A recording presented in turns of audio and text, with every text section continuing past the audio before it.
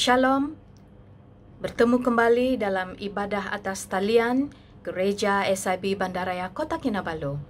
Dalam tempoh perintah kawalan pergerakan bersyarat ini, marilah kita terus percaya dan bersandar kepada Tuhan yang sentiasa menolong dan membimbing kita dalam kesusahan dan pergumulan hidup.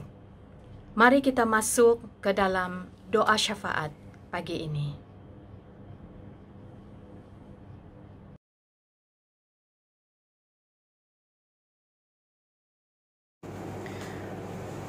Shalom, selamat bertemu dalam kebaktian online kita pada pagi hari ini. Mari kita panjatkan kepada Tuhan beberapa doa syafaat kita. Yang pertama ialah tentang penularan pandemik COVID-19 yang kita hadapi pada masa sekarang ini. Kita mau berdoa supaya anak-anak Tuhan dilindungi, rakyat dilindungi, rakyat diberi hikmat supaya tetap patuh kepada SOP yang telah ditetapkan. Kita mau berdoa untuk mereka-mereka yang bertungkus lumus untuk menjaga kesehatan atau menjaga memberi perkhidmatan perubatan kepada pesakit-pesakit, para dokter, para nurse, para pembantu perubatan, juga para pihak polis yang membuat pemantauan.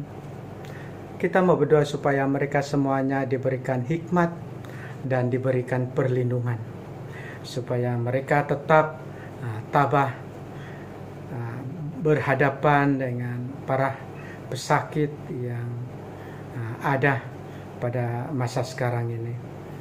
Mari kita juga berdoa untuk para pastor, gembala, dimanapun mereka berada. Kita mau berdoa supaya mereka dan anak-anak mereka dilindungi, keluarga mereka dilindungi, diberi kecukupan secara rohani maupun secara jasmani. Kita mau berdoa supaya mereka diberikan hikmat untuk melakukan amanah tugasan pengembalaan yang telah diamanahkan kepada mereka. Kita mau berdoa supaya mereka diberikan kesehatan yang tetap untuk melayani Tuhan dimanapun mereka telah ditempatkan, dan apapun kaidah yang mereka gunakan untuk melayani. Mari juga kita mau berdoa untuk keadaan politik kita pada masa sekarang ini, supaya ada kestabilan. Kita mau berdoa untuk Perdana Menteri, menteri-menteri, timbalan-timbalan menteri, ataupun di peringkat negeri, ketua menteri, timbalan ketua menteri, menteri, pembantu menteri. Biarlah mereka semuanya diberikan hikmat bagaimana mengurus, memerintah, mentadbir negara kita. Kita mau berdoa supaya mereka tetap berpegang kepada ketulusan, berpegang kepada misi untuk kepentingan rakyat, bukan untuk kepentingan individu atau kelompok tertentu.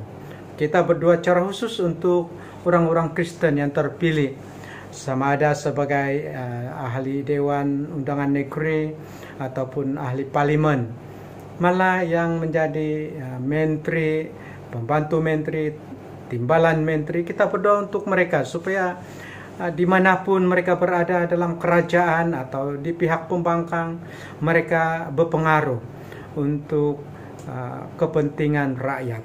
Kita juga mau berdoa secara khusus untuk rakyat, para jemaat, secara khusus jemaat kita, supaya tetap diberikan kesehatan yang baik. Kita mau berdoa untuk mereka-mereka yang sakit dimanapun mereka berada, supaya mereka tetap tabah, keluarga mereka tetap tabah menghadapi situasi, walaupun dalam keadaan yang agak genting pada masa sekarang ini dengan keadaan COVID-19 yang semakin bertambah di negara kita. Mari kita berdoa bersama-sama dan kita dengan satu hati mohon kepada Tuhan agar doa permintaan kita ini didengar oleh Tuhan sendiri, dan biarlah kehendak Tuhan yang terjadi. Mari kita berdoa bersama-sama. Bapa di sorga, kami mengucap syukur atas berkat-Mu, atas kesetiaan yang selama ini Engkau tunjukkan kepada kami. Terima kasih Tuhan, karena sampai hari ini Engkau memberikan kami peluang untuk menikmati hidup, menikmati kehidupan kami. Terima kasih Tuhan atas peluang yang Engkau berikan ini. Engkau juga memberikan kecukupan kepada kami. Engkau juga memberikan kelimpahan kepada kami. Engkau juga telah memberikan sukacita, damai sejahtera kepada kami. Terima kasih Yesus. Bapa di sorga, ada beberapa bahan doa yang ingin kami panjatkan kepada Engkau ya Tuhan. Tuhan, kami mau berdoa untuk keadaan penularan pandemik COVID-19 yang semakin bertambah hari demi hari di negeri kami, negara kami. Bapa di sorga, kami mau berdoa supaya Engkau sendiri memberikan kebijaksanaan kepada rakyat, masyarakat negara kami, negeri kami, supaya mereka tetap tabah menghadapi situasi yang seumpama ini ya Bapa. Kami mau berdoa supaya anak-anak-Mu, masyarakat yang ada, supaya mereka tetap patuh terhadap SOP yang telah ditetapkan, yang telah ditentukan. Bapa di sorga, kami mau berdoa secara khusus mereka-mereka yang sedang terkena jangkitan virus ini Tuhan, supaya mereka tetap diberikan kekuatan, mereka tetap diberikan ketabahan. Keluarga mereka juga tetap diberikan ketabahan. Tuhan, kami mau berdoa supaya kesembuhan itu diberikan kepada mereka ya Bapa.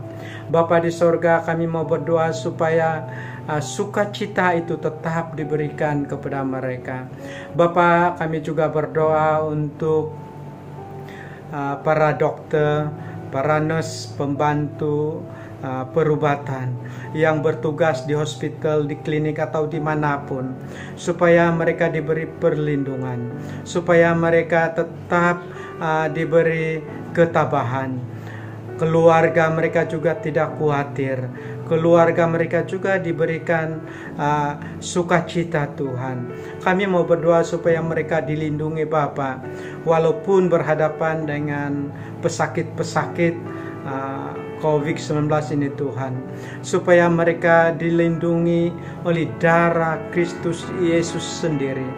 Bapa di sorga, kami juga mau berdoa supaya vaksin, obat untuk untuk virus COVID-19 ini dapat ditemukan. Tuhan, kami percaya bahwa hikmat, kebijaksanaan itu adalah daripada Engkau. Sebab itu kami percaya bahwa Engkau sendiri akan memberikan vaksin ini melalui orang-orang ahli saintis yang Engkau telah pilih Bapa. Dan kami percaya itu akan berlaku atau itu akan terjadi apabila sampai masanya yang Engkau telah tetapkan.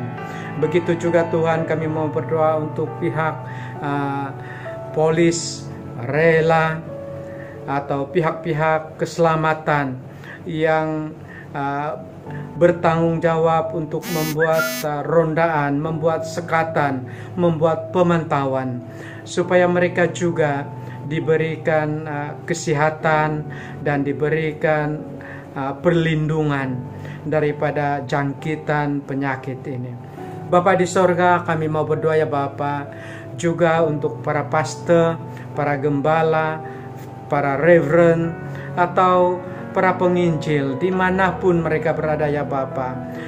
supaya mereka juga diberikan kekuatan, mereka juga diberikan sukacita, mereka diberikan damai sejahtera, mereka diberikan perlindungan Tuhan.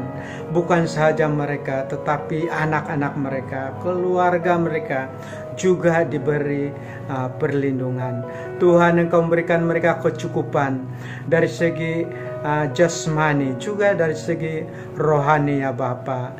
Bapa di sorga, kami mau berdoa, dimanapun mereka telah ditempatkan, apapun posisi mereka, kami berdoa supaya mereka tetap berpegang kepada visi untuk menjadi gembala, menjadi penginjil bagi jemaat ataupun bagi mereka-mereka yang perlu diinjil, yang belum mengenal Engkau sebagai Tuhan dan Juru Selamat.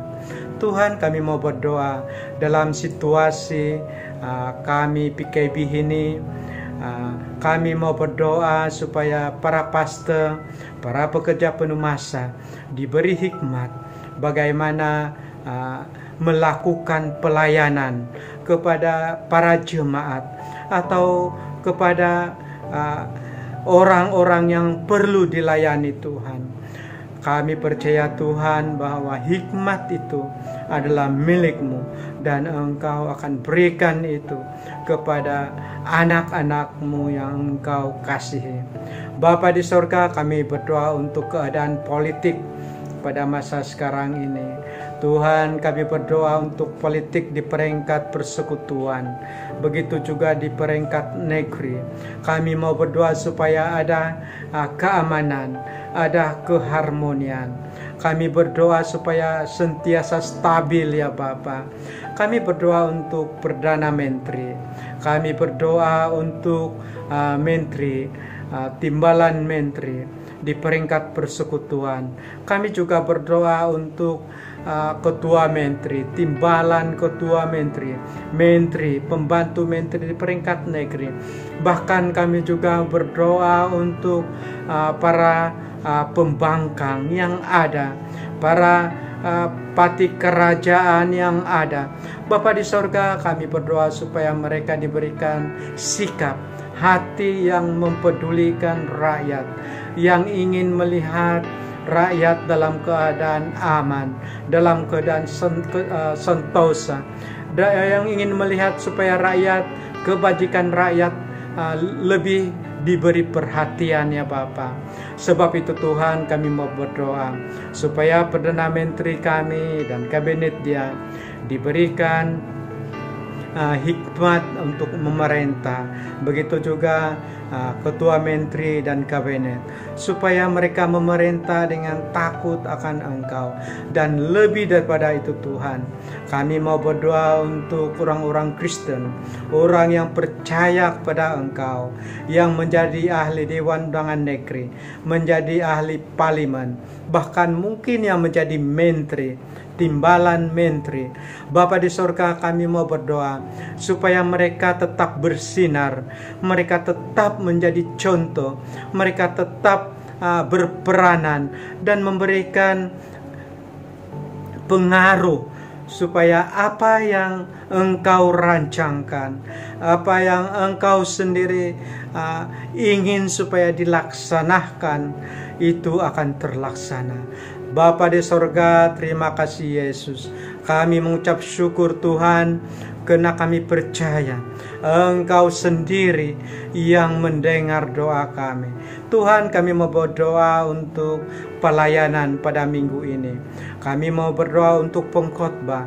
Kami mau juga berdoa untuk pemimpin pujian, pemain musik, Tuhan, dan anak-anak-Mu yang mendengar dalam pelayanan khotbah pada atau mengikuti pelayanan kebaktian pada pagi hari ini. Di rumah, dimanapun mereka berada, mereka juga diberkati ya Tuhan. Supaya firman-Mu yang diberitakan, lagu yang dinyanyikan, itu akan menjadi satu berkat kepada setiap anak-Mu yang mendengar dan mengikuti kebaktian pada pagi hari ini. Bapa di sorga, terima kasih Yesus. Kami percaya Tuhan, Engkau sudah mendengar doa kami dan Engkau sedang melaksanakan apa yang Engkau kehendaki untuk negeri kami, negara kami, gereja kami, dan masyarakat kami. Terima kasih Yesus. Dalam nama Bapa, Anak, dan Roh Kudus, kami sudah berdoa dan mengucap syukur. Amin.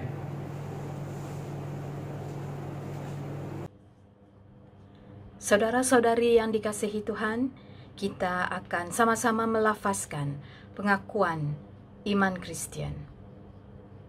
Aku percaya kepada Allah, Bapa yang Maha Kuasa, Pencipta langit dan bumi, dan kepada Yesus Kristus, Anaknya yang tunggal, Tuhan kita, yang dikandung dari Roh Kudus, lahir dari anak darah Maria, yang menderita di bawah pemerintahan Pontius Pilatus, disalibkan, mati dan dikuburkan, turun ke dalam kerajaan maut.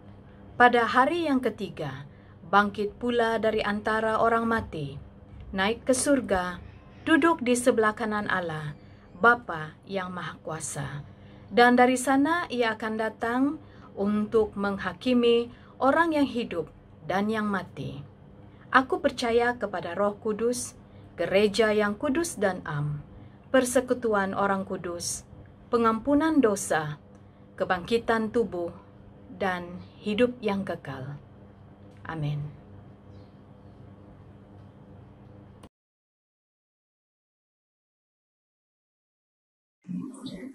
Shalom semua jemaat Tuhan, kita bersyukur karena pada pagi hari ini kita dapat beribadah online bersama-sama.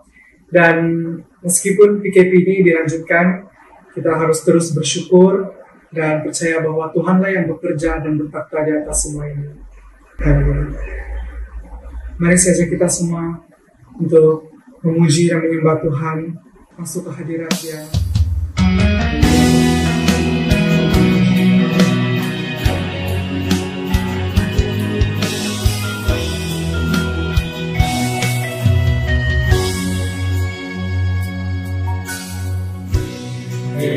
Yesusku, penyelamatku, tiada yang seperti Engkau. Setiap hari ku memuji keajaiban kasih-Mu.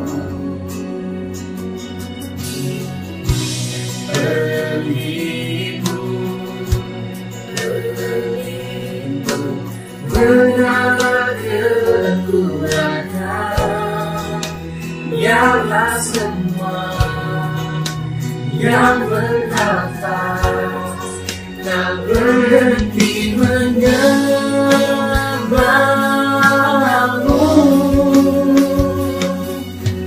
Nyanyi dan bersoraklah bagi Dia, pujian hormat kuasa bagi Raja.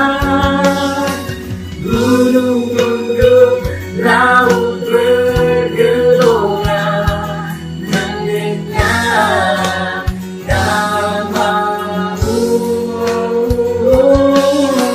Ku bersuka atas perbuatan-Mu, selamanya ku kasihi Engkau Tuhan. Tiada janji setia ada padamu.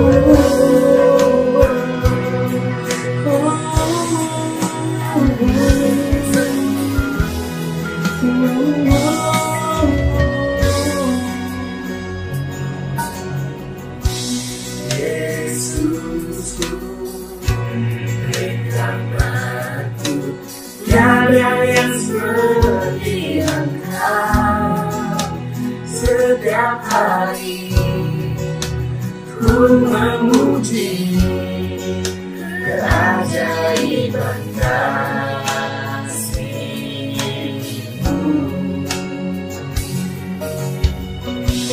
Beribu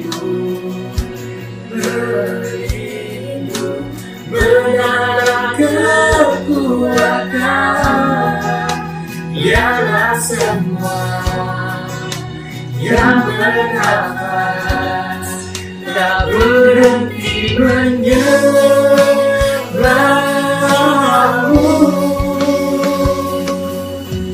Nyanyi dan bersoraklah bagi Dia, pujian hormat kuasa bagi Raja. Gunung tunduk, laut bergelora mendengar namamu.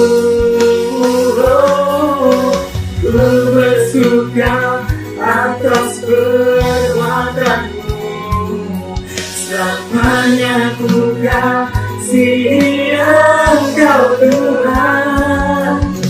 Tiada janji seperti yang ada padamu.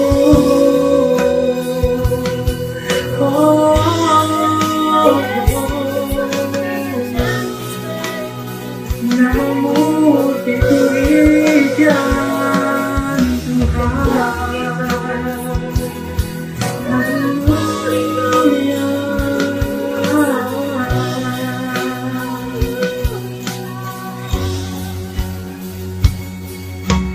Nyanyi dan bersoraklah bagi Dia, pujian hormat kuasa bagi Raja. Gunung tunduk, laut bergelora mendengar namamu. Ku bersuka atas perbuatanmu, selamanya ku kasihi Engkau Tuhan. Tiada janji seperti yang ada padamu.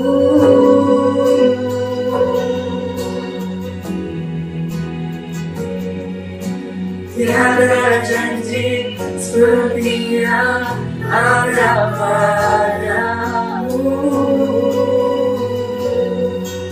Yang terakhir sama-sama kita katakan. Tiada janji seperti yang ada padamu.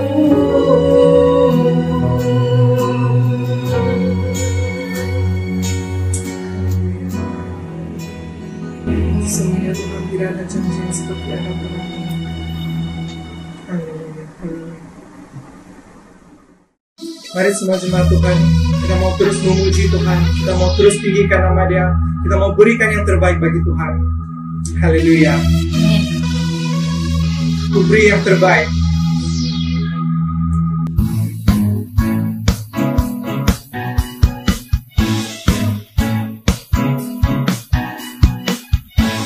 Mari kita sama-sama menari untuk Tuhan. Kita mau berikan yang terbaik, amin. Haleluya. Aku temukan kasih yang sejati tiada pernah berubah, hanya di dalam-Mu, Yesus Tuhanku. Kasih yang telah Kau beri lebih segala yang terbaik dalam-Mu, tak berkesudahan, kekal selamanya. Diriku bawa kepadamu, hidupku sebagai persembahan. Terimalah pujian dari hatiku, hanyalah untukmu. Ku beri yang terbaik, hanyalah bagimu, hanya untuk yang lebih mulia, berkenan bagimu.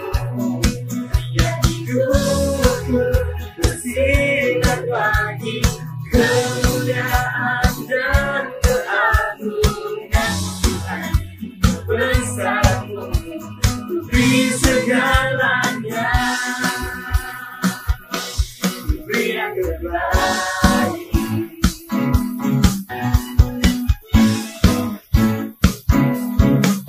Haleluya.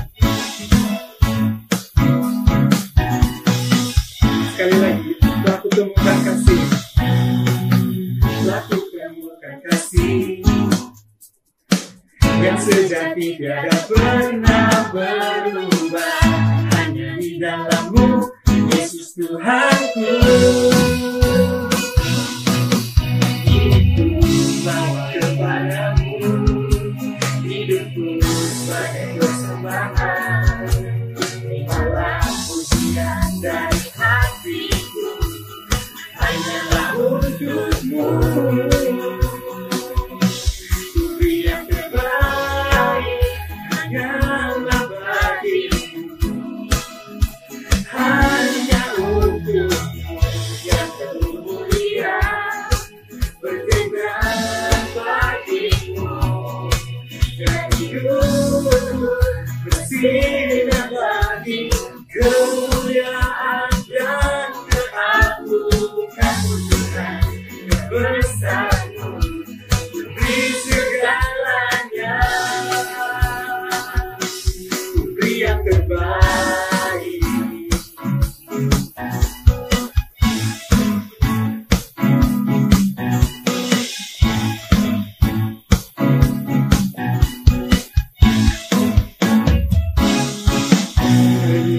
Haleluya. Haleluya. Saat ini Tuhan, kami mau terus berada di hadirat-Mu. Tuhan, terimalah hidup kami ini sebagai persembahan, bukan berkenan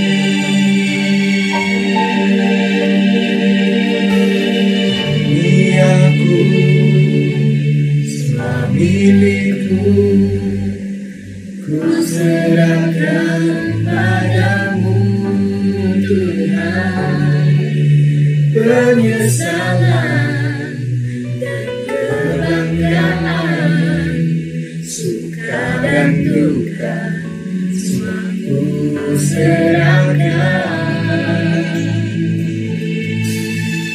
Yang lalu, yang akan datang, hasrat dan harapan yang terbayang, masa depan dan rencanaku, semua ku serahkan dalam tangan-Mu.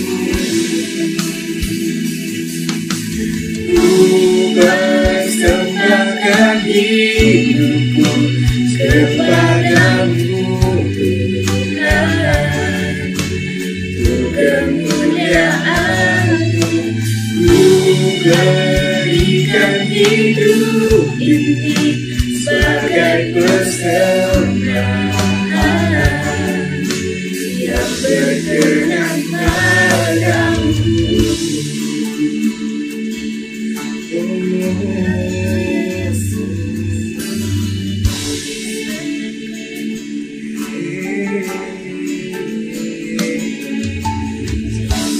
aku milikmu, ku serahkan padamu Tuhan. Penyesalan dan kebanggaan, suka dan duka, semua ku serahkan. Yang berlalu, yang akan datang, hasrat dan harapan yang terbayang, masa depan dan rencana-Mu, semua ku serahkan dalam tangan-Mu. Ku persembahkan hidupku kepadamu Tuhan, untuk kemuliaan-Mu. Ku berikan hidup ini sebagai persembahan yang berkenan padamu.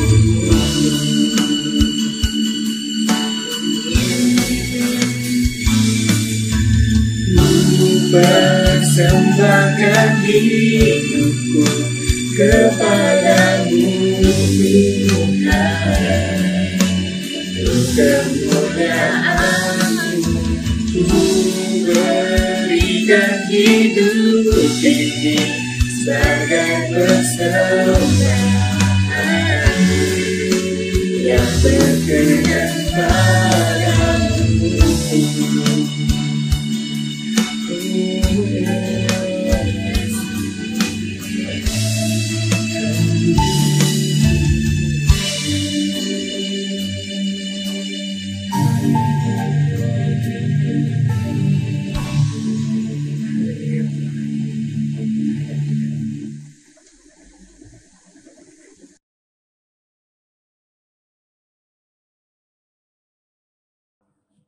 Shalom jemaat Tuhan. Sebelum kita memberi wang persembahan kita, mari kita berdoa. Ya Bapa yang mengasihi kami mengucap syukur atas izin-Mu. Kami ada kesempatan untuk memberikan persembahan untuk gereja-Mu. Kami berdoa, kiranya persembahan kami akan bermanfaat bagi pertumbuhan gereja di tempat ini, maupun di tempat di mana Engkau tunjuk untuk kami layani. Ya Bapa, dalam keadaan perintah kawalan pergerakan bersyarat pada masa ini, sekalipun ada umat-Mu yang hidup dalam berkekurangan dari segi material, tetapi kami mahu tetap bersyukur atas anugerah nafas kehidupan yang kami nikmati sehingga hari ini. Kami berdoa kiranya Engkau memberkati kami yang memberi maupun yang tidak sempat memberi, agar kehidupan kami selalu dapat mengucap syukur.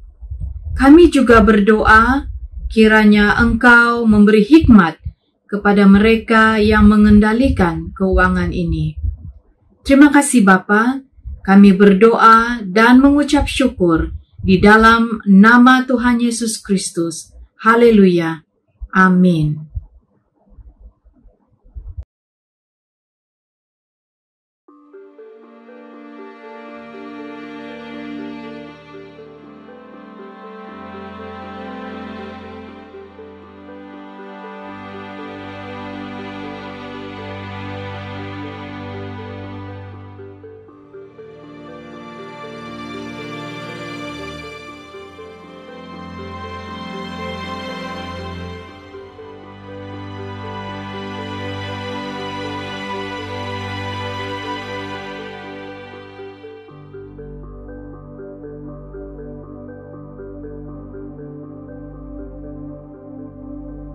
Syukur untuk setiap rencana-Mu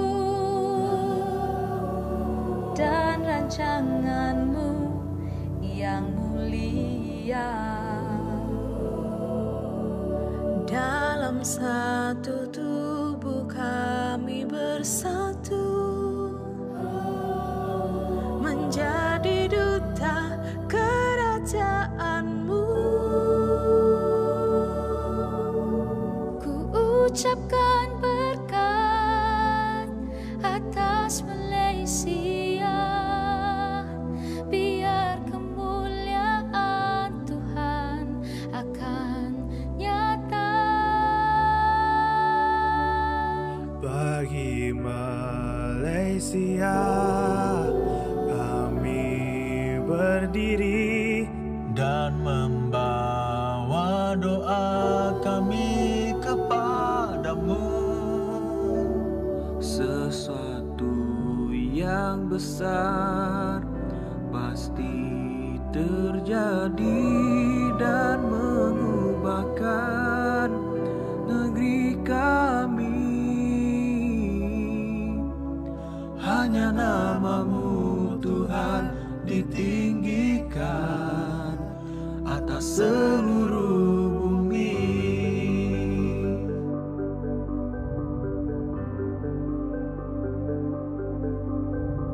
Kami rindu melihat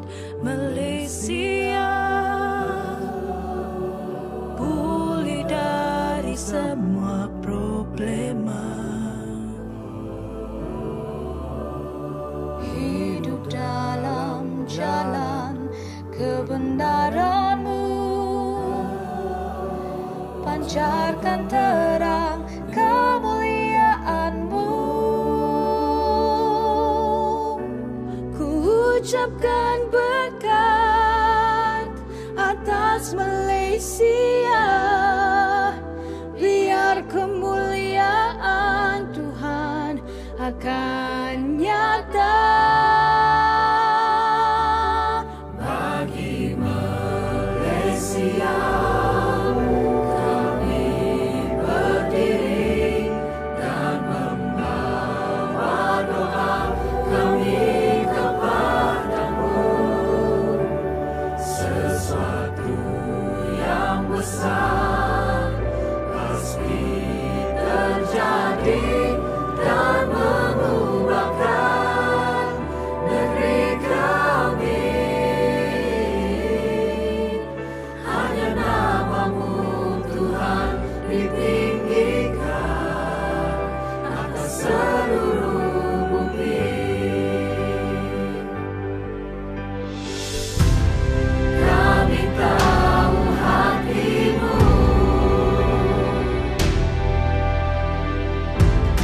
ada di bangsa ini, ada di bangsa ini. Bagi Malaysia kami berdiri dan membawa doa kami kepadamu. Sesuatu yang besar pasti terjadi dan mengubahkan negeri kami. Hanya nama-Mu Tuhan ditinggikan. Hanya nama-Mu Tuhan ditinggikan. Hanya nama-Mu Tuhan ditinggikan atas seluruh bumi.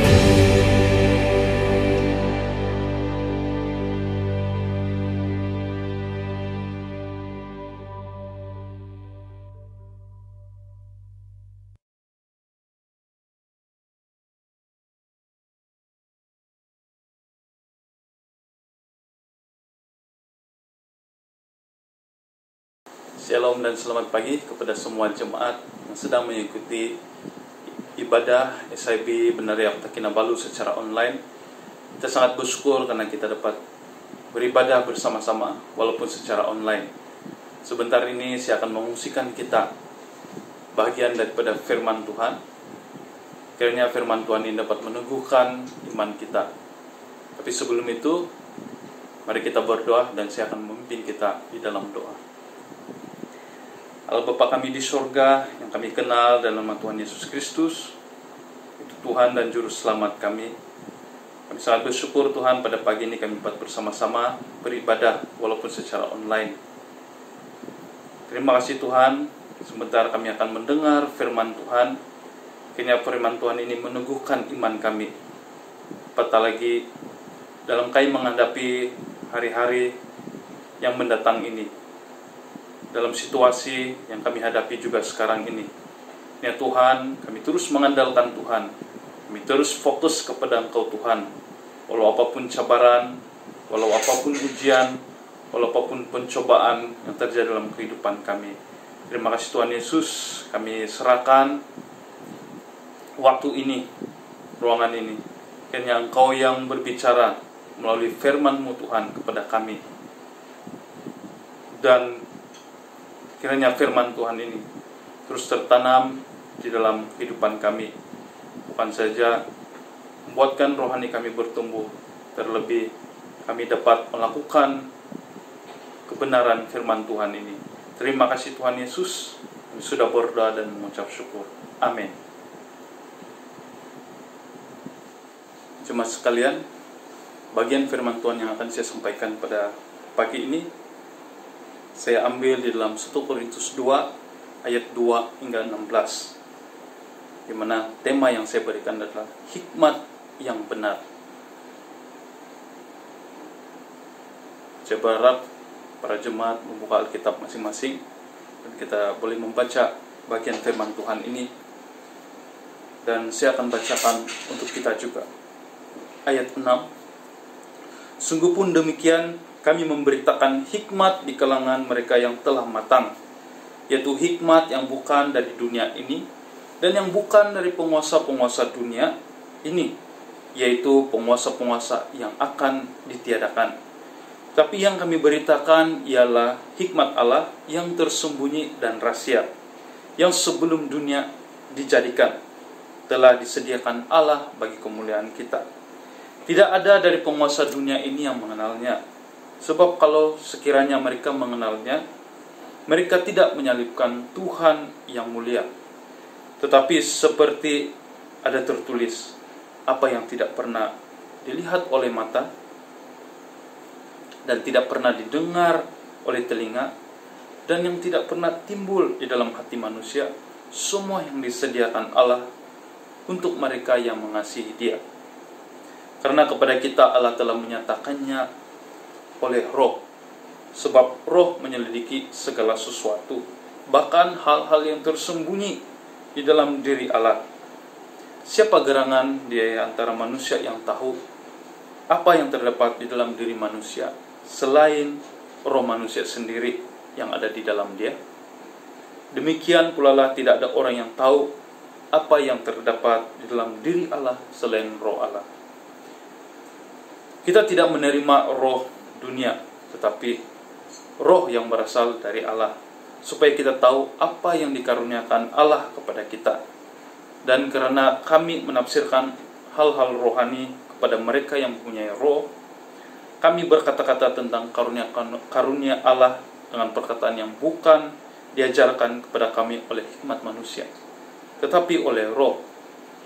Tetapi manusia duniawi tidak menerima apa yang berasal dari roh Allah, karena hal itu baginya adalah suatu kebodohan, dan ia tidak dapat memahaminya, sebab hal itu hanya dapat dinilai secara rohani.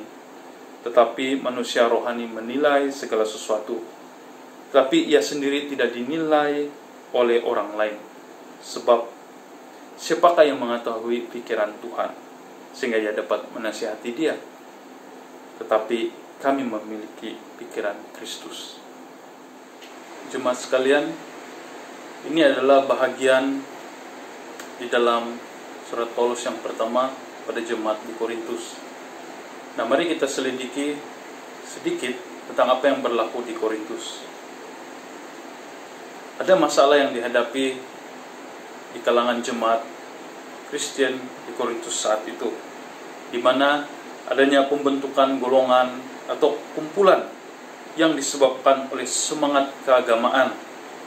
Apa yang dimaksudkan di sini adalah ada di antara mereka yang mengembangkan pendapat mereka tentang pembaptisan, di mana orang yang dibaptis itu mengidentifikasikan dirinya dengan orang yang membaptiskannya. Bagi mereka, pembaptisan itu sejenis upacara keagamaan yang rahasia, dan mereka berpendapat bahwa mereka juga berkongsi kuasa dengan orang yang membaptiskan mereka. Mereka juga menganggap diri mereka sebagai orang yang mempunyai hikmat dan pengetahuan yang khas dan tidak dialami oleh orang lain. Ataupun dengan arti kata lain, mereka menganggap diri mereka ini adalah suatu golongan elit rohani. Dan hal inilah yang menyebabkan perpecahan, kesatuan dan persekutuan jemaat di Korintus. Oleh sebab itulah Paulus menulis surat ini kepada jemaat Kristen di Korintus. Paulus mau memperingatkan mereka bahwa kematian Kristus di kayu salib adalah pusat Injil, dan bahwa mereka harus lebih mendengar roh Allah daripada hikmat duniawi. Jadi di sini kita dapat melihat bahwa Paulus dengan tegas mau memperingatkan kepada jemaat di Korintus yang mempersatukan mereka itu adalah Injil Kristus, yaitu tentang karya penyelamatan Tuhan di atas kayu salib. Bukannya karena pengajaran-pengajaran manusia ataupun hikmat yang daripada dunia ini. Ini juga mau memperingatkan kepada kita saat ini bahwa kita sebenarnya adalah satu di dalam Kristus. Walaupun mungkin kita ini pernah mendengar pengajaran-pengajaran yang berbeza-beza daripada hamba-hamba Tuhan, ataupun pernah membaca hikmat-hikmat atau kata-kata daripada manusia, atau hikmat daripada manusia, atau hikmat daripada dunia ini, tapi jangan lupa bahwa fokus kita adalah Injil Yesus Kristus. Itulah yang menjadi pegangan dalam iman kita sebagai orang Kristen. Bagi kita saat ini juga, dengan teknologi yang ada yang memudahkan kita mengakses laman sesawang atau laman web dan media sosial, tindakan ini boleh memudaratkan diri kita jika kita tidak berhati-hati dalam melihat maklumat yang ada. Nah, sebagai contoh, YouTube dan Instagram, banyak khotbah, tafsiran, atau hikmat-hikmat manusia yang dikongsikan untuk diperlihatkan kepada kita. Jika kita hanya melihat dan mendengar tanpa merujuk Alkitab atau merujuk firman Tuhan, hal itu boleh saja membuatkan kita mengambil satu pengajaran yang belum tentu sesuai dengan keadaan yang kita alami atau kita hadapi, ataupun mungkin kebenarannya tidak ada. Apatah lagi jika kita tidak mengenal orang atau pribadi yang menyampaikan pengajaran atau maklumat tersebut. Nah, penting sekali bagi kita sebagai orang Kristen untuk punya pertanyaan-pertanyaan di dalam diri kita ketika kita melihat pengajaran-pengajaran orang lain. Sebagai contoh, pertanyaan ini penting. Siapakah orang itu? Bagaimanakah kehidupan pribadinya? Dari manakah dia mendapatkan pengajaran itu atau hikmat itu? Atau dari manakah sumber dia dapatkan kata-kata yang dia kongsikan kepada kita? Jadi saudara, ini sangat penting sebagai orang Kristen untuk menyelidiki tentang suatu pengajaran ataupun perkongsian berdasarkan dengan firman Tuhan. Kita harus bandingkan pengajaran-pengajaran atau hikmat yang di dunia ini dengan apa yang terdapat di dalam firman Tuhan. Ini sangat penting. Oke, di dalam 1 Korintus 2 ayat 6 hingga 16 ini, Paulus menegaskan tentang suatu berita hikmat yang mereka sampaikan, yaitu hikmat Allah yang tersembunyi dan rahasia, yaitu hikmat yang bukan berasal daripada dunia ini, dan juga bukan berasal daripada penguasa-penguasa di dunia ini, di mana hikmat yang Paulus katakan ini adalah suatu hikmat yang bagi dunia adalah suatu kebodohan. Tetapi bagi kita sebagai orang percaya atau seorang Kristen, hikmat ini adalah suatu kekuatan bagi kita yang beriman kepada Yesus Kristus. Oleh itu, mari kita selidiki hikmat apa yang dimaksudkan oleh Paulus. Seperti yang saya sudah sampaikan pada kita tentang tema khotbah pada pagi ini, yaitu tentang hikmat yang benar. Nah, apa yang dimaksudkan dengan hikmat yang benar atau hikmat yang dikatakan oleh Paulus kepada jemaat di Korintus ketika itu, dan apa yang firman Tuhan ini mau sampaikan kepada kita pada hari ini? Nah, hikmat yang benar yang mau disampaikan ini adalah tentang pernyataan salib atau pengisytiharan salib. Jika kita membaca di dalam Yohanes 3 ayat 16, karena begitu besar kasih Allah akan dunia ini, sehingga Ia telah mengaruniakan anaknya yang tunggal, supaya setiap orang yang percaya kepadanya tidak binasa, melainkan beroleh hidup yang kekal. Allah mengutus anaknya, yaitu Yesus Kristus, untuk menyelamatkan kita orang berdosa melalui karya salib, kematiannya di atas kayu salib, di mana hubungan kita dengan Tuhan dipulihkan. Dan bagi orang yang percaya kepada Yesus Kristus sebagai Tuhan dan Juru Selamat, terjadinya pemulihan atau hubungan kita dengan Allah dipulihkan.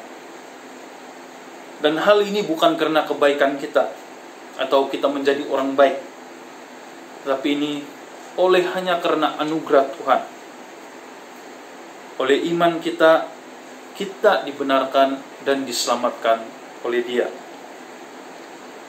Hal ini juga telah memberikan hidup orang percaya, hidup kita sebagai orang Kristen menjadi berarti. Dan yang terpenting adalah adanya pengharapan dan jaminan hidup kekal, malah hidup bersama dengannya di sorga sesudah kematian ataupun sesudah kedatangannya yang kedua kali.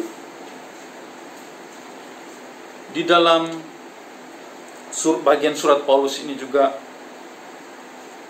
Paulus membandingkan hikmat dunia dengan hikmat Allah, di mana hikmat dunia yang Paulus maksudkan di sini adalah tentang dua golongan ini, yaitu orang-orang Yahudi dan orang-orang Yunani. Mereka ini mewakili dunia di dalam surat Paulus itu. Jika kita membaca di dalam bagian surat ini, Paulus menulis di dalamnya bahwa orang-orang Yahudi ini adalah orang-orang yang mengkehendaki tanda, barulah mereka percaya. Manakala orang-orang Yunani pula, mereka ini suka mencari hikmat. Mari kita lihat untuk golongan yang pertama terlebih dahulu. Orang Yahudi dikatakan mencari tanda. Untuk apa mereka mencari tanda? Mereka mencari tanda untuk mengetahui kedudukan mereka dalam sejarah penyelamatan Allah. Karena bagi mereka tidak perlukan atau mencari hikmat lagi, karena hikmat itu sudah ada di dalam Alkitab mereka, di dalam Mazmur, Amsal, Pengkhotbah, Ayub, sudah dinyatakan di dalam Alkitab mereka tentang apa yang mereka harus lakukan sebagai orang yang percaya kepada Allah. Mereka mencari tanda karena cara ini telah dipilih oleh Yahweh untuk menyatakan kuasa dan membawa umatnya dari Mesir ke tanah perjanjian. Nah, kita tahu cerita tentang ini, di mana ketika mereka keluar dari Mesir ke tanah perjanjian, mereka berputar-putar di padang gurun selama 40 tahun. Di sana juga mereka telah melihat kekuasaan Allah. Mereka sering meminta tanda daripada Musa. Sehingga Allah pun memperlihatkan kuasanya pada orang Israel ketika itu. Dan itulah kepercayaan yang mereka bawa. Dan oleh itu bagi mereka, pernyataan salib adalah suatu penghinaan bagi orang Yahudi. Karena zaman Yesus, salib itu adalah suatu hukuman bagi seorang penjenayah. Bagi mereka, jika benar Yesus itu adalah anak Allah atau Mesias yang diutus, dia pasti tidak mati di atas kayu salib. Karena pandangan dunia atau pandangan orang Yahudi, mana mungkin anak Allah atau Mesias itu mati dengan begitu hina. Nah, itu pandangan dunia yang pertama. Tapi di sini saya ingin menyatakan kepada kita tidak juga nafikan bahwa zaman ini juga adanya orang-orang yang ingin melihat tanda daripada Tuhan, atau mau Tuhan lakukan sesuatu baru menjadi percaya, atau baru mau bersungguh-sungguh di dalam Tuhan. Tapi saya dorong para jemaat, janganlah kita menjadi jemaat seperti itu, yang hanya mau melihat tanda barulah percaya. Karena beringatlah bahwa kedatangan Tuhan Yesus yang kedua kali ke dunia ini tidak ada satupun yang tahu. Adalah lebih penting untuk kita tetap percaya dan tinggal di dalam Tuhan walaupun menghadapi keadaan yang sukar dan mencabar, seperti keadaan yang kita alami ketika ini. Oke. Keadaan yang kita alami sekarang ini itu COVID-19, situasi COVID-19 ini bukan dialami oleh kita saja, tapi dialami oleh semua orang di seluruh dunia. Tapi mari kita terus tetap percaya akan firman Tuhan, akan penyertaan Tuhan dalam kehidupan kita. Jangan pernah berputus asa, jangan pernah meninggalkan Tuhan walau apa keadaan yang kita alami sekalipun. Seterusnya, orang Yunani. Orang Yunani dikatakan bahwa mereka memerlukan hikmat untuk mencari kejayaan dalam politik dan ekonomi. Mereka mencari cara-cara untuk menguasai kehidupan dan untuk dikagumi penaung, tuan dan golongan mereka sendiri. Dan bagi mereka, pernyataan salib adalah suatu kebodohan. Kenapa? Karena bagi mereka orang yang disalib bercanggah dengan ajaran hikmat yang sepatutnya menghasilkan kejayaan, hormat, dan kemajuan diri. Dan di sini kita lihat cara berpikir seperti orang Yahudi atau seperti orang Yunani yang digambarkan sebagai pikiran dunia. Ini lebih kepada hikmat yang mementingkan diri sendiri. Sehingga pada zaman ini, atau ketika ini, ada orang yang mula mendirikan teologi kemakmuran, yang dimana orang yang percaya kepada Tuhan, hidupnya pasti dilimpahi berkat secara material, kekayaan, atau kesehatan yang baik, dan hidup yang aman-aman saja. Mereka lebih fokus kepada hal pribadi dalam mengejar kejayaan, penghormatan, dan kemajuan diri. Pandangan mereka terhadap orang-orang percaya yang hidup dalam kemiskinan atau berpenyakit adalah disebabkan oleh dosa atau kutuk. Dan inilah pandangan-pandangan dunia tentang karya penyelamatan Yesus Kristus di atas kayu salib. Mereka tidak mengerti. Bagi mereka inilah sesuatu hal yang bodoh. Tetapi bagi orang percaya, bagi orang Kristen, pernyataan salib ini adalah suatu kemenangan dari sudut hikmat Allah. Dan inilah kekuatan kita sebagai orang percaya. Iman, di mana Yesus lahir, Yesus mati di atas kayu salib, Yesus akan kembali ke dunia ini kedua kali untuk membawa kita bersama-sama dengan Dia di tempatnya nanti. Pernyataan salib juga telah mendirikan suatu tata dunia yang baru, di mana keadaan ini menegaskan tentang kepentingan orang lain. Ia menekankan sikap memberi, menerima, dan melayani. Dan hal inilah yang dilaksanakan oleh orang-orang yang dipanggil Tuhan. Jadi sebagai orang Kristen, kita tidak lagi dipengaruhi oleh pikiran-pikiran dunia yang lebih mementingkan diri sendiri.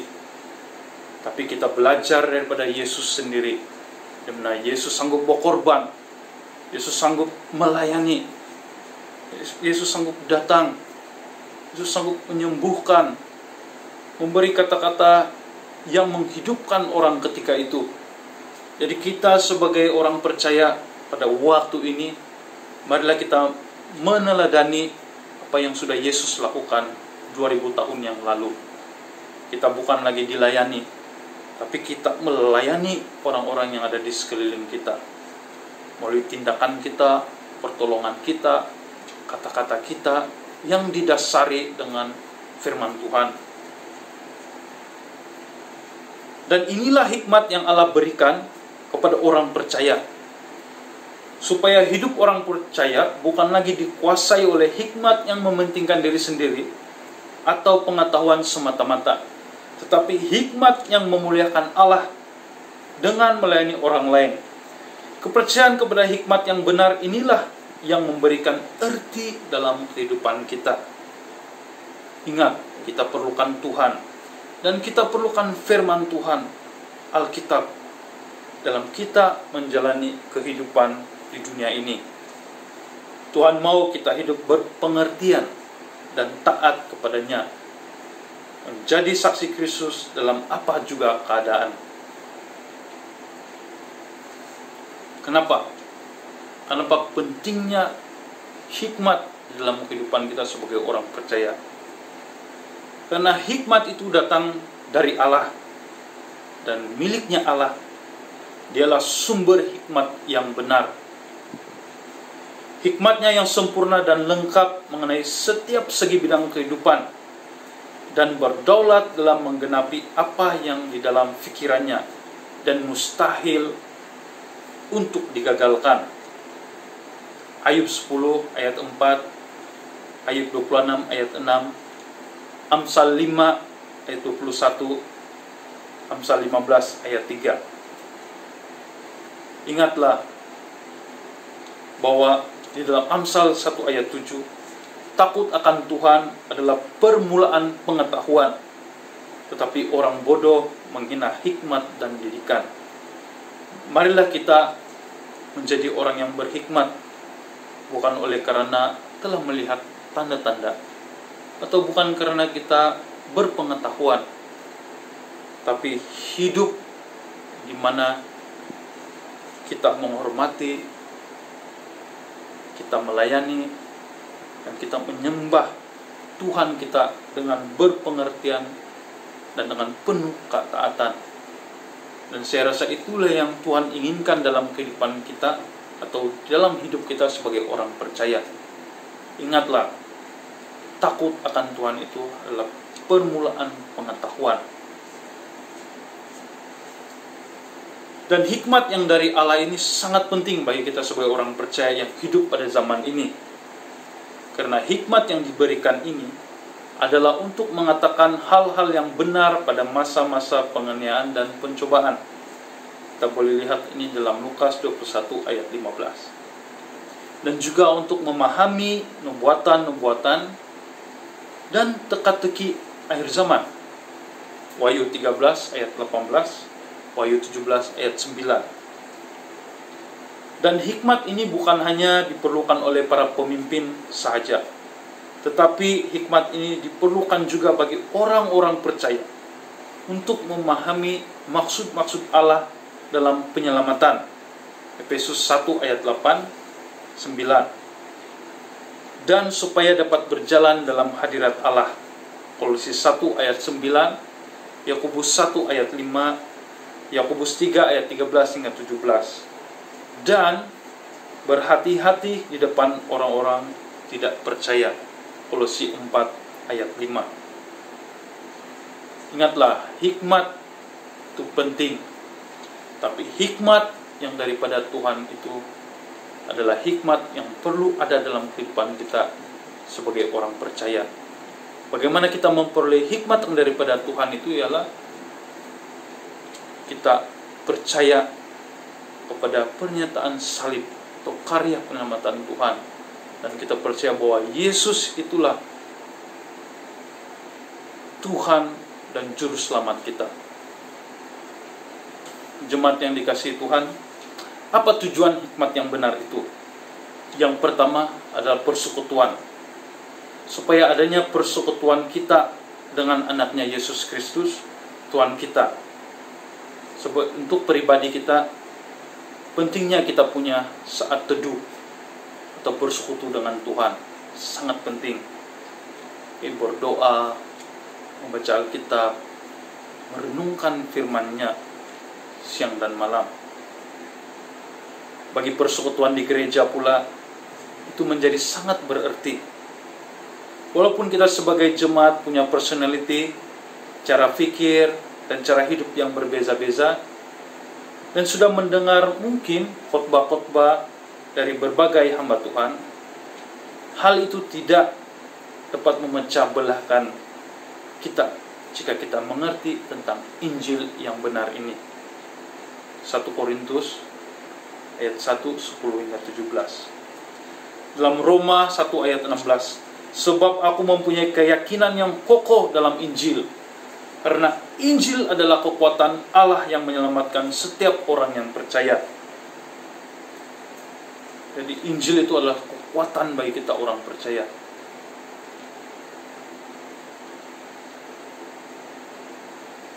Dan apa yang Yesus maukan dalam kehidupan kita?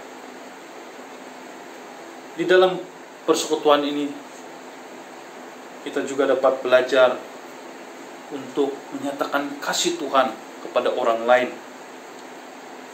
Seperti dalam Matius 22 ayat 37 hingga 40, jawab Yesus, kasihilah Tuhan Allahmu dengan segenap hatimu, dan dengan segenap jiwamu, dan dengan segenap akal budimu.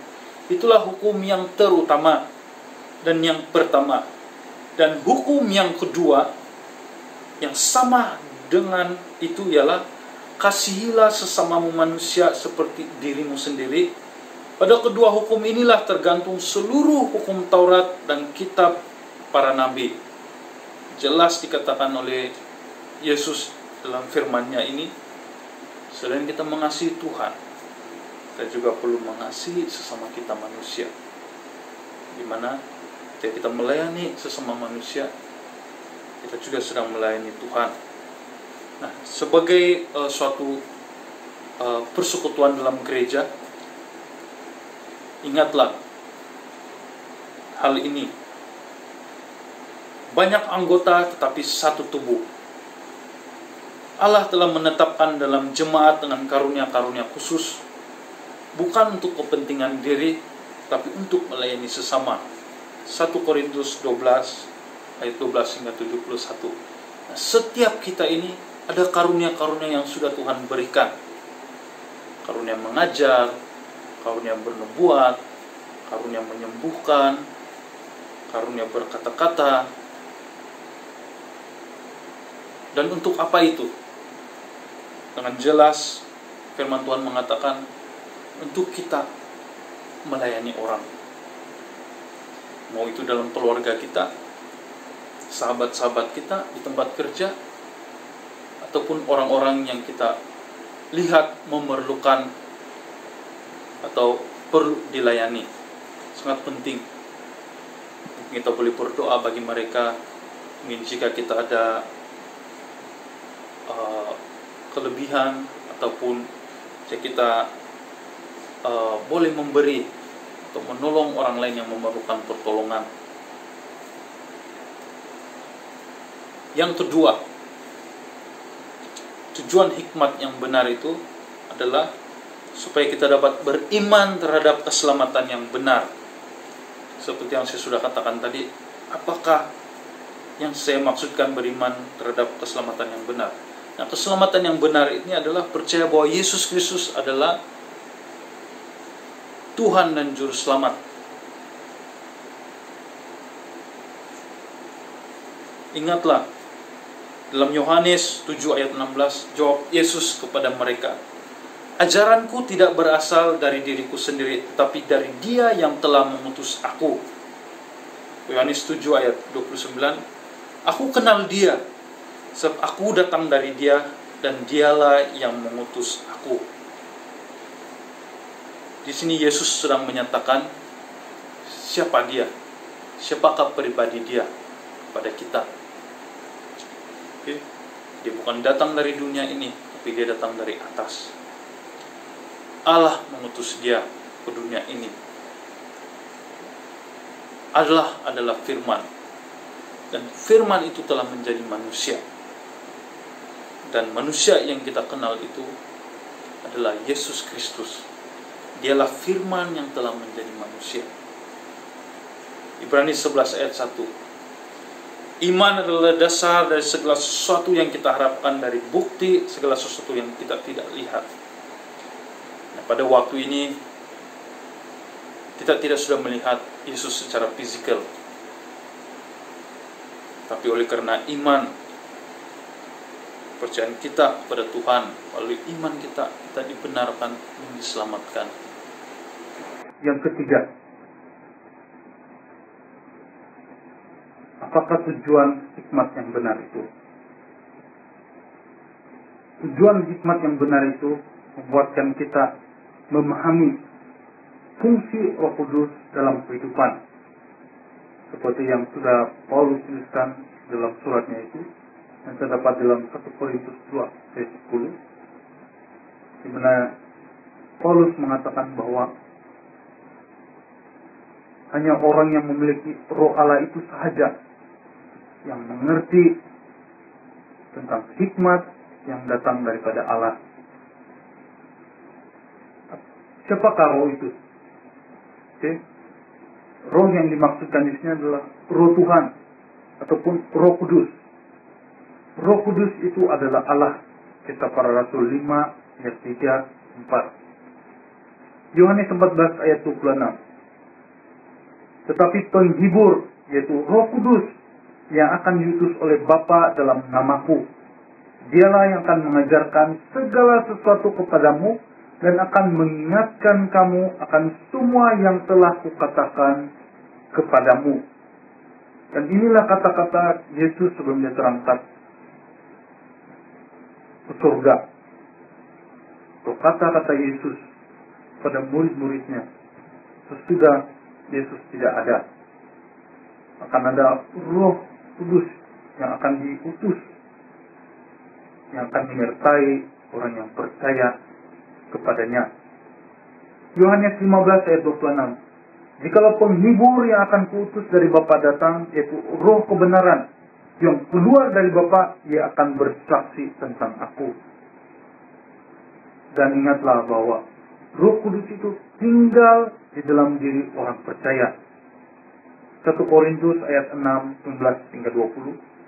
Atau tidak tahukah kamu bahwa tubuhmu adalah bait Roh Kudus yang diam dalam kamu, Roh Kudus yang kamu peroleh dari Allah, dan bahwa kamu bukan milik kamu sendiri, sebab kamu telah dibeli dengan harganya, telah lunas dibayar. Karena itu, muliakanlah Allah dengan tubuhmu. Ingat, para jemaat sekalian, orang yang sudah percaya kepada Yesus Kristus sebagai Tuhan dan Juru Selamat, dalam hidupnya itu ada tinggal Roh Tuhan, Roh Kudus. Sehingga Roh itu yang memampukan kita untuk mengakui bahwa Tuhan Yesus adalah Tuhan dan Juru Selamat. Roh Kudus ini juga lah yang memampukan kita untuk menghadapi situasi-situasi sukar dalam kehidupan kita. Oleh itu sangat penting bagi kita sebagai orang percaya, kita perlu berdoa kepada Tuhan supaya hidup kita menerima kepenuhan Roh. Pentingnya hidup kita sehari-hari ini dipenuhi oleh Roh. Apa yang dimaksudkan dipenuhi oleh Roh? Yang dimaksudkan dengan dipenuhi oleh Roh di sini adalah hidup yang dikendalikan oleh Roh dan bukan lagi keinginan daging kita. Galatia 5 ayat 17 hingga 21. Maksud kepenuhan Roh juga di sini adalah memiliki dan mengerti pikiran dan kehendak Allah. 1 Korintus 2 ayat 12 hingga 16. Ingatlah, Roh Kudus, dia mempunyai keadaan yang kekal. Ibrani 9 ayat 14. Dia juga maha hadir. Mazmur 139 ayat 7 hingga 10. ia dapat berada di semua tempat pada waktu yang sama. Dia juga maha tahu. 1 Korintus 2 ayat 10-11. Dia tahu segala sesuatu. Dia menyelidiki segala sesuatu. Roh Kudus juga dia maha tahu. Lukas 1 ayat 35. Dia mempunyai kuasa untuk melakukan segala sesuatu. Ketika saya membaca firman Tuhan ini benar-benar menolong saya untuk meneguhkan iman saya. Sehingga apapun keadaan yang saya alami saat ini, atau apapun keadaan yang kita alami saat ini, kesusahan-kesusahan yang kita alami, Tuhan itu selalu ada bersama-sama dengan kita. Dia tidak pernah meninggalkan kita. Malah ketika di dalam kelemahan kita, kuasanya dinyatakan. Ketika kita tidak mampu berdoa, dia berdoa untuk kita. Oleh itu, marilah kita juga belajar bersabar dalam menunggu jawaban Tuhan untuk doa kita. Waktu Tuhan pasti tiba. Di dalam kita mau Tuhan, atau di dalam kita mau roh Tuhan memenuhi hidup kita, kita perlu berdoa bersungguh-sungguh. Jangan berputus asa di dalam berdoa. Jika kita inginkan sesuatu, berdoalah kepada Tuhan. Ramai orang juga silap mengerti tentang kepenuhan roh ini, sehingga mereka mengambil mudah tentang hal ini. Bagi mereka cukuplah menjadi percaya. Tapi ingatlah, jemaat, pentingnya untuk kita hidup dalam kepenuhan roh. Sehingga bukan daging lagi yang mengendalikan hidup kita, atau keinginan-keinginan daging. Tapi oleh keinginan-keinginan roh itulah yang mengendalikan hidup kita. Kesimpulan daripada khotbah saya pagi ini, hikmat yang benar itu adalah mengetahui dan mengerti bahwa hanya ada satu Injil, yaitu Injil Kristus Yesus. Kita diselamatkan oleh Allah melalui kematian anaknya, Yesus Kristus di atas kayu salib. Barang siapa yang percaya kepadanya, adanya pengharapan, jaminan keselamatan, dan adanya janji-janji Tuhan yang digenapi dalam hidup kita sebagai orang percaya. Hikmat yang benar ini juga membawa kita kepada suatu tujuan yang benar.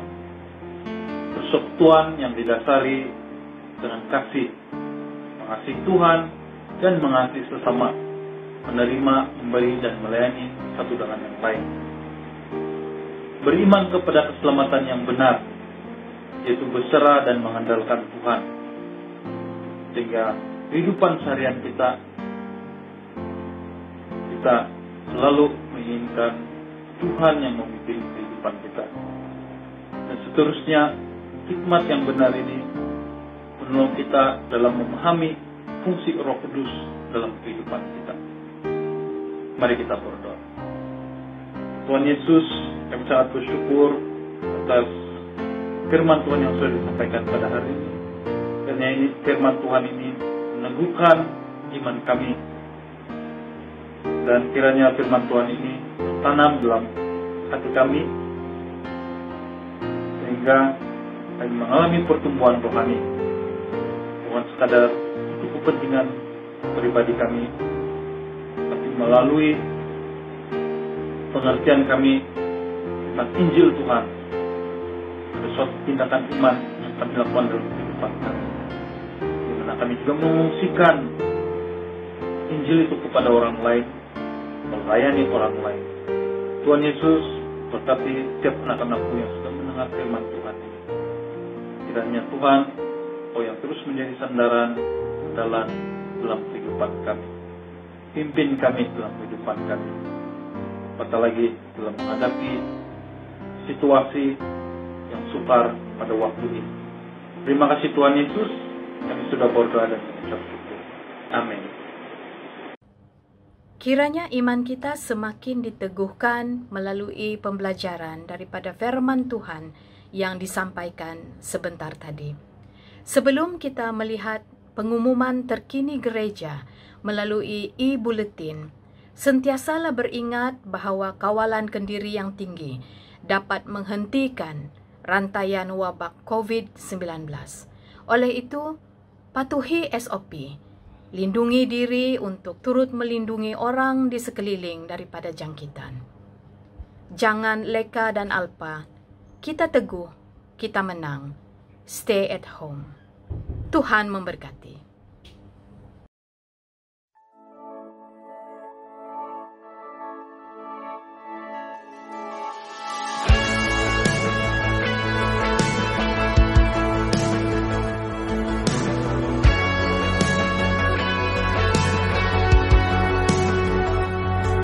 Di setiap langkahku, tanganmu menuntun jalanku, karena kau pelita hidupku yang selalu bersinar dalamku. Kasih-Mu sempurna, selalu baru, tiada habisnya. Apapun cerita hidupku, janji-Mu tak kau tinggalkanku.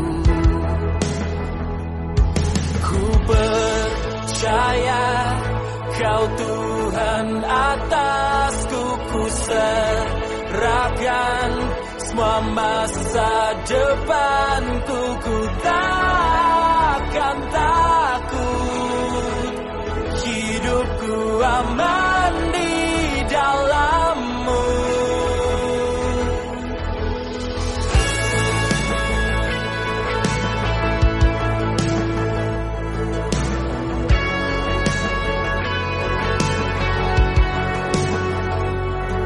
Di setiap langkahku, tangan-Mu menuntun jalanku.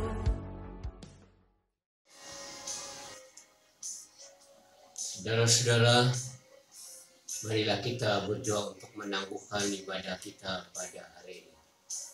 Mari kita berdoa. Bapa kami yang di surga, kami bersyukur kepadamu karena Engkau telah memimpin ibadah kami dari awal sampai akhir. Engkaulah pengharapan kami. Engkaulah Tuhan yang menyertai kami. Dan kami berdoa supaya sepanjang 1 minggu yang akan datang, Tuhanlah yang membuat kami berhasil. Biarlah nama-Mu ditinggikan dan dimuliakan. Lindungi kami semua Tuhan dari segala bahaya.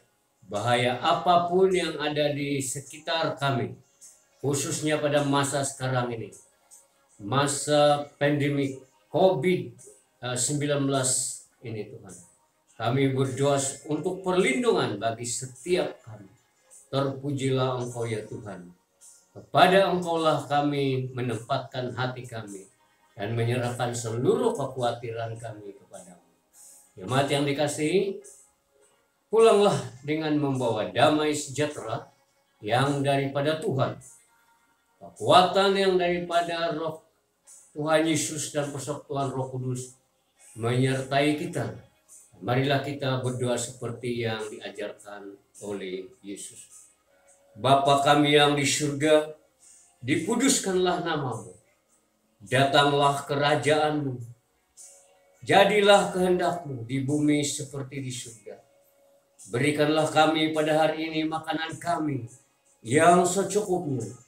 Dan ampunilah kami akan kesalahan kami, seperti kami juga mengampuni orang yang bersalah kepada kami. Dan janganlah membawa kami ke dalam pencobaan, tetapi lepaskanlah kami daripada yang jahat.